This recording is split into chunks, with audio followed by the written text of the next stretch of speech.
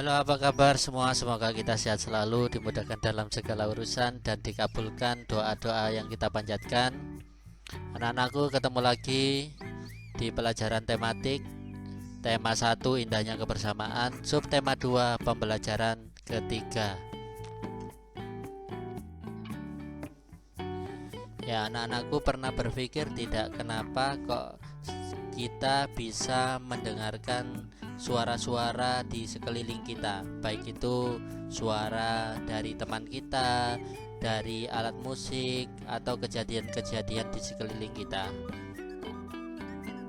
Ya, itu karena kita sebagai manusia dikaruniai oleh Allah SWT sebuah panca indera pendengaran. Dengan indera pendengaran inilah, melalui organ tubuh yang bernama telinga, kita bisa mendengar. Kita mendengar bunyi dengan telinga. Selain berfungsi sebagai alat pendengaran, telinga juga berfungsi sebagai alat keseimbangan tubuh. Ya, anak-anakku, perlu kita ketahui bahwa telinga manusia dapat mendengar bunyi dengan ukuran yang sudah terukur antara frekuensi 20 sampai 20.000 Hz. Kemampuan mendengar setiap orang memang berbeda-beda. Hal itu dipengaruhi oleh faktor usia dan kesehatan telinga. Orang yang telah lanjut usia biasanya kemampuan pendengarannya akan berkurang. Anak-anakku, telinga manusia terbagi menjadi 3 bagian, yaitu telinga luar, telinga tengah, dan telinga dalam. Bagian-bagian ini terdiri dari beberapa bagian kecil lainnya. Diantaranya yaitu daun telinga, lubang telinga, ada gendang telinga, dan lain-lain. Masing-masing memiliki fungsi dan manfaat yang berbeda-beda. Anak-anakku bisa mempelajarinya di buku Bu Pena halaman 36.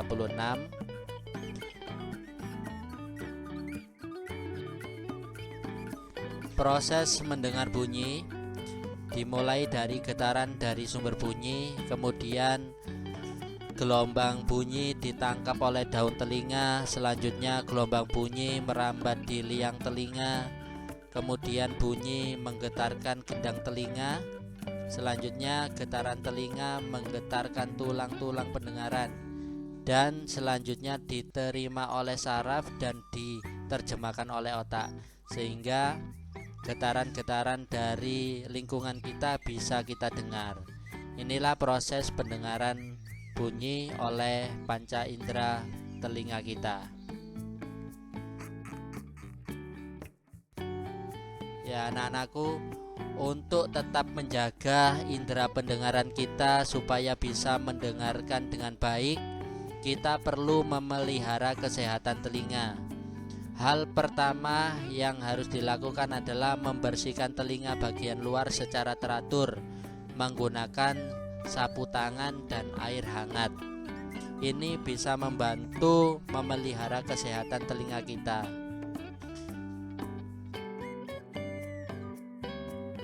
Selanjutnya, jika ada sumbatan kotoran telinga yang mengganggu, jangan panik, tetapi periksakan ke dokter THT, telinga, hidung, dan tenggorokan.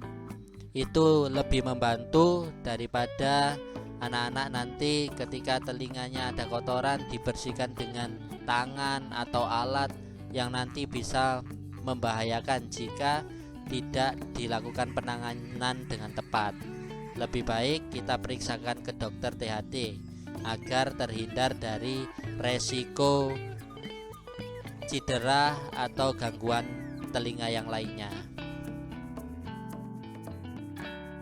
Selanjutnya, anak-anakku, untuk memelihara kesehatan telinga, hindari suara keras yang dapat merusak gendang telinga, seperti mendengarkan suara dengan menggunakan handset, dengan volume yang lebih keras, yang sangat keras, ini akan merusak gendang telinga kita sehingga kita tidak bisa mendengarkan suara dengan baik.